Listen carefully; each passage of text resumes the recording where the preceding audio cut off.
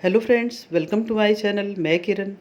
Friends, जब भी मौसम बदलता है अक्सर सर्दी खांसी और जकड़न की प्रॉब्लम हो जाती है।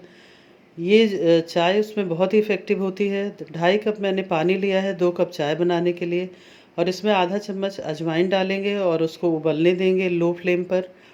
जब 2 कप पानी बचेगा तब इसमें हम डालेंगे 2 पिंच नमक। 2 कप है इसलिए 2 पिंच नमक डालेंगे और इसको थोड़ी देर और उबालेंगे। इसके बाद ये बन के तैयार हो जाएगा। अब इसको हम कप में निकाल लेंगे। कप में निकालने के बाद इसमें मिलाएंगे 1 चम्मच शहद। फ्रेंड्स, ये बहुत इफ़ेक्टिव होता है, इसको एक बार ज़रूर ट्राई करिएगा। Thank you friends.